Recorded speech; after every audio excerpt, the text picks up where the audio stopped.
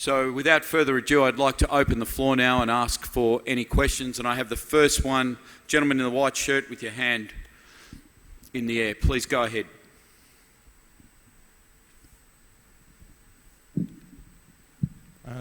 Good morning. My name is Allard Wagemak. I'm Defense Attaché from the Netherlands. Thank you for three very interesting presentations. I have actually two questions. The first one is to Dr. Ram. Thank you for providing all the insights in how to solve some intractable conflicts. And it's really a very complicated and difficult task. How to mediate, but using unofficial channels, and it's very good news that you are successful in it. However, your success at the end of the day depends on how to make an agreement, a mediated agreement, stick, and therefore you have to go to the official channels what have been mediated in the unofficial part. So what's your role in this, in making something that has been mediated through unofficial channels, a success in the official part? So that's my first question. And the second, we might stop there. I'm going to cut you. You get one question because I want to give other people opportunities. So I'll allow Ram to answer that question. Thank you. Go ahead.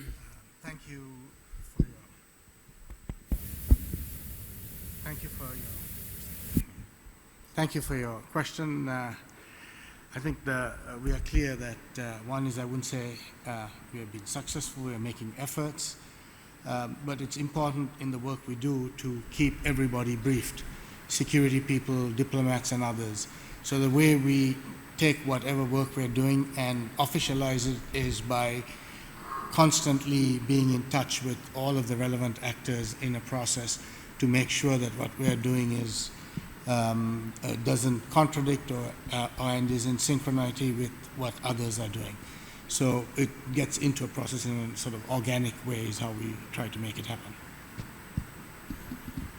Thank you. The ambassador's got another appointment he has to attend. He has another 10 minutes he can share with us, just if you have any particular questions. But I have a question here at the front first, please.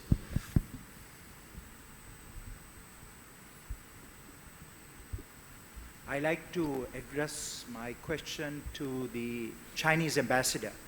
Excellency, you made an outstanding presentation. You are a great representative for China and for articulating China's point of view.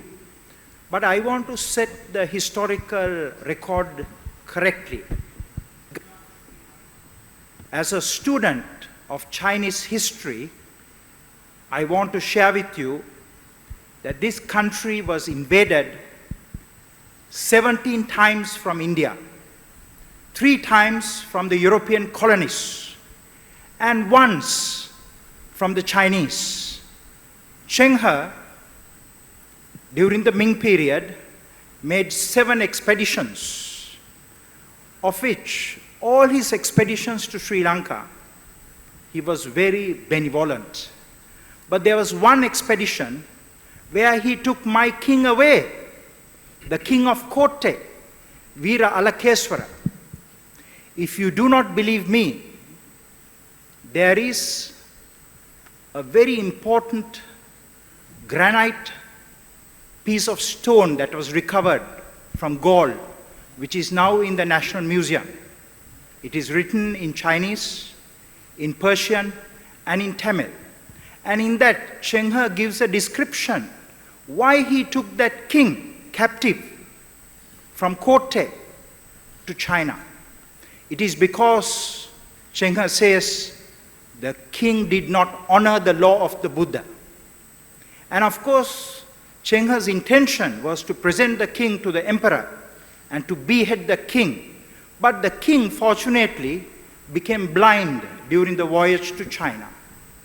So the king and his retinue continued to live in China. And today, there's a very small community of Sri Lankans in China that dates back to the Ming period in China. But I want to say that Cheng He was a great leader. And in all his expeditions, he was very kind to the Sri Lankan people, except only on that occasion because the king of Sri Lanka wanted to attack Cheng He, and that was his response. Thank you, Ambassador. Would you like to respond? I don't think there's a question. It's really an explanation of the history. Would you like to respond, Ambassador? Thank you.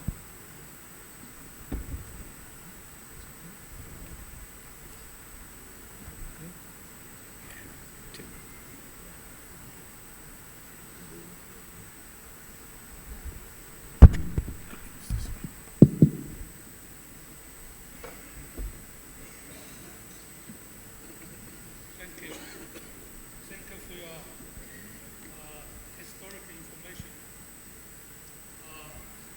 Yes, of course. No sound. But it's really there are some other kinds of description about the king. Actually, it's not a king. It's because there's some internal fighting each other among the royal family. It's not because of Cheng He. So Cheng He actually did not take the king. Just one member of the royal family to China. Right now, they say, well, you know, your royal family members live in Fujian. They come here many times. So that right now it's already the record of friendship. At that moment, they have another kind of stories. But generally, I must say, Cheng He came here, according to the records, 5 times, but they did not, you know, take any illegal action against Sri Lanka or Sri Lanka people. That is quite sure. Thank you, Mr. Ambassador. Yes, sir. Thank you. Thank you. I am Major General Sudhanta Rana Singh. My comment is also to the Ambassador. Excellency, you concluded your presentation making a statement that your job is hard power, that is the military job is hard power. But I would like to draw your attention to what Sri Lanka Army did at the end of 30 years of fighting. Within 24 hours, the professional fighting arm of the Sri Lanka Army turned themselves into a professional force with 100% military diplomacy and 100% soft power. It was proven by accepting 12,000 ex-combatants with our arms and hearts open, with all the safety precautions, and they were taken in and they were given comprehensive rehabilitation process. Amnesty was given, and all of them, 12,000 plus, were reintegrated, and it was completely done by the military, the Sri Lanka Army, the design, developed and executed by the Sri Lanka Army. I as the Commissioner General for 2 years from the start, I know exactly what we did.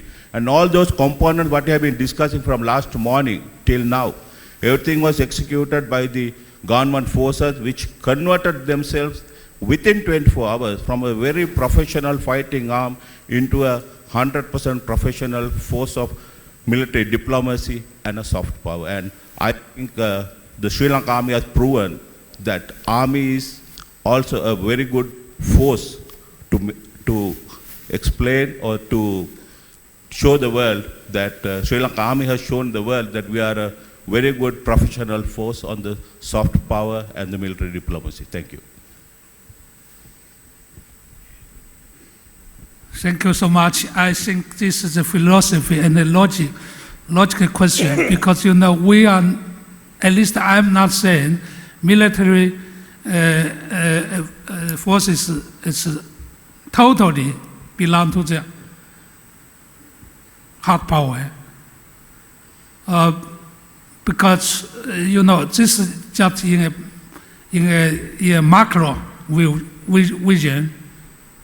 If you macro vision, we must say the military people also play a great role or function in the soft power. For example, I visited the north, Jaffna, Chitinochi, and others. So I talk with the commanders, soldiers, and the chief minister and others, the local people told me the military people did so much and are doing so much for the local people, for constructing the house, to clean the land, and to construct the road. So this is the case, and so this is the example. Everyone, you can have your hard power with your box. You can also use your soft power with your finger. So we are not in the intention to talk about the philosophy issue. So as you know, in every country, the military people should participate in the rescue, in the social service. For example, in floods in every country, earthquake in every country, all the soldiers, they come up from the campus to afford the service to the public. This is use your soft power. So don't have the misunderstanding about my view. I have no any intention to describe the military people. You are just hard power. You also the means for the country. You are the soft power. Okay, thank you. Okay, one more question over here, sir. Thank you, General Bilton. My question also is for the Chinese ambassador. Your Excellency, you made a great presentation, and somewhere down the line, you talked about the fact that China is the only P5 country which is contributing troops, 8,000 if I remember correctly that you mentioned, for UN peacekeeping.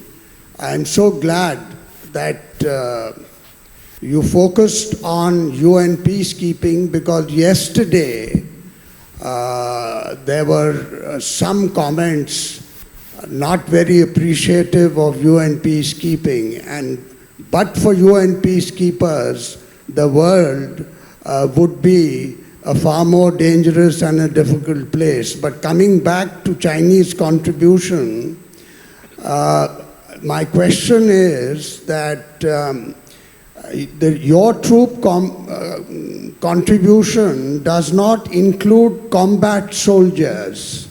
When is it that the government, your government, will subscribe to operations that will include combat soldiers?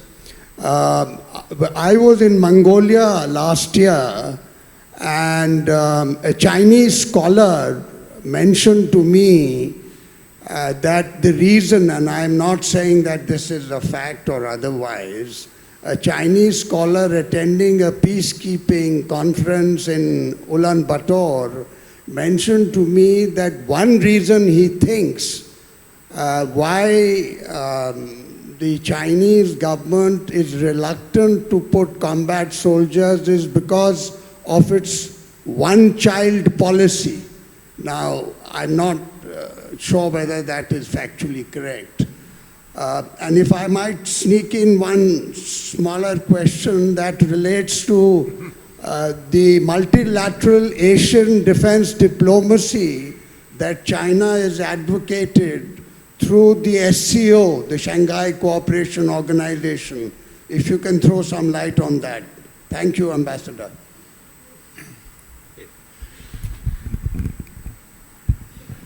Thank you. Actually, you have three questions.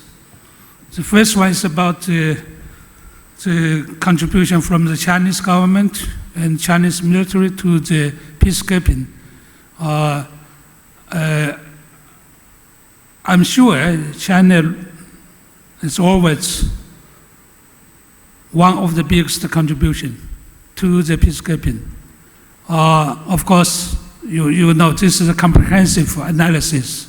Not only the number of the soldiers to be sent to the functioning area, but also some others. I know many countries, Sri Lanka, India, Bangladesh, Pakistan in this region. They sent so many soldiers for the peacekeeping in Africa, Middle East, and Latin America. So I do believe this is the task of all the countries, not any one country, but for the Chinese, we support all the international approach or UN approach to have more and more peacekeeping forces and resources. If the conflicts, the first one, of course, we should push the sides concerned to sit together to have negotiation and consultation. Then the peacekeeping forces should be there. And finally, how about the next step actions taken by the Security Council of the UN? China is a member. According to the Chapter 7 of the UN Chart, the final action should be the bottom line and also should follow the decision made by the UN, not by the unilateral or by any alliance. So this is the first question to you. The second question is about the Chinese policy on peacekeeping to send to some regions for one China policy. Actually, this is no any connection because we send the soldiers or peacekeeping forces to every region. In some regions, they still have some political problems with China, but this is not the basis because we cooperate with UN. We are the member of UN. So this is the issue. Perhaps you refer to the individual colonel in Mongolia. I do believe this is the talk with you not so correct. The third one is about which one? I think you have the last questions. Shanghai, yeah. The Shanghai organization, cooperation organization. I think if you go back to the history of the foundation of the Shanghai organization, because right now in the world, and at that moment, the terrorism is always a challenge and a threat to most of the nations. So, for Shanghai organization, at the quite beginning, we're dealing with the terrorism and the extremists and the separatists. So this is three forces. How to deal with that? Shanghai organization is an open one. At that moment, the foundation moment, there's 5 members. But right now, it was enlarged. India, Pakistan, and others join us. So in this region, Middle Asia, terrorism is always a challenge to the countries concerned, particularly today, nowadays. And there's some connection with the IS. So I must say, Shanghai organization should be strong and strong. That it's useful, it's helpful to the international community to combat the terrorism, separatism, and extremists. So this is a very important organization for this region, for the countries and the peoples. Thank you. Ladies and gentlemen, we've run out of time. The ambassador, in fact, has to go to another appointment, so we'll conclude the panel there. Thank you very much for your attendance, and if I could just thank my esteemed panel members for their presentations and answers to the questions today. Thank you very much. Thank you.